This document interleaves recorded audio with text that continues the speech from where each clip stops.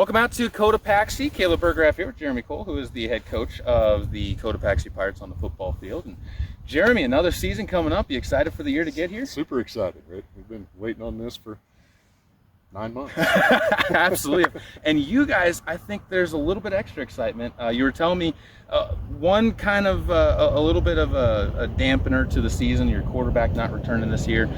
Never a problem. The kids make their choices. But even with that, a lot of returning skill players for you that are going to be making some differences. Yes, well, there is, and a lot of returning upperclassmen. You know, I mean, we're returning three seniors that all started last year, and returning 3 juniors that all had significant playing time if they weren't starters, and several of them were. So, yeah, super excited about that. 6-man is one of those sports where 1 or 2 kids can always make a difference, and it's 11-man, 8-man. You get a bit more into where you really have to have 5, 6 guys. But at this, you guys really take advantage of the athletes you have. And one athlete that really strikes me is going to be Frank Ogden for you guys, offense and defense. Frank's super exciting. I mean, he said, "Coach, I didn't come back in very good shape." Well, he's in really good shape.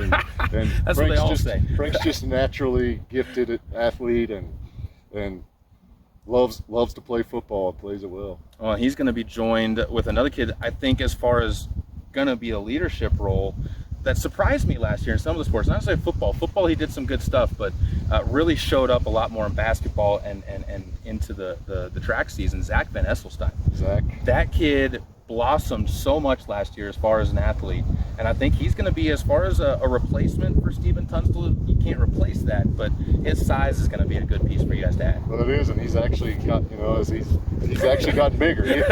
I said, "Zach, you gotten bigger," and he said, "No, Coach, they told me I was the same height." I said, "I'm not talking about your height.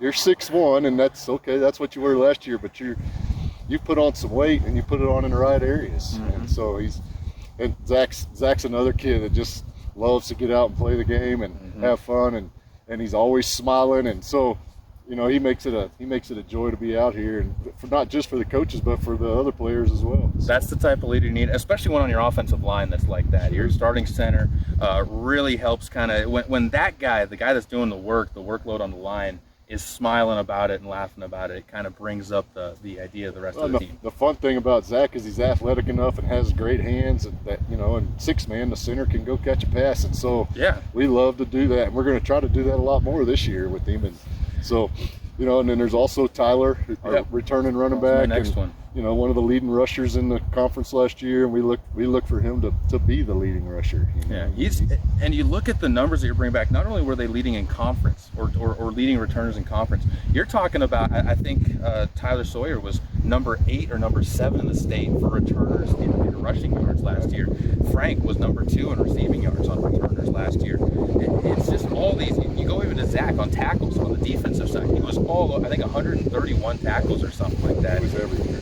When you talk about the team, though, I think one of the other things to look at is you guys, with those returning, are kind of hitting it at a right spot, because a lot of the teams that were really good last year graduated a lot of kids. There's a lot of questions in 6-man football. There are a lot of questions, and we still have lots of questions. But, it's always about how good are your underclassmen, and are they going to step up and fill those roles, those backup roles, or even maybe step up and when a kid gets injured and step in and be a leading role. And so, we got several of those that we're looking at. I know there were several of our freshman guys worked really hard this summer. They were here at all the weightlifting sessions and all that, and I mean and probably for the first time since I've been coaching, I know that we've had a couple of freshmen that are squatting over 200 pounds. Really? Which is exciting. And that weight program in football, people might not put a lot into it right away, but man, it plays huge. So many dividends.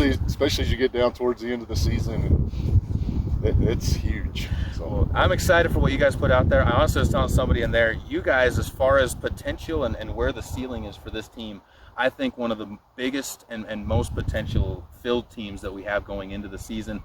I'm excited to see where it goes, and I'm hoping for a second trip to the playoffs for you guys. And maybe, no doubt. Maybe Shasta seeding is always tough to break into that top 8 for 6-man. But maybe this year you guys have that shot to do that, especially with Prairie coming here. Well, and we're hoping too with our this is our offensive coordinator's second year, and so he's got at least one season under his belt, and he's learned a whole bunch, and we're expanding the offense a little bit to be a little more exciting, a little harder to defend.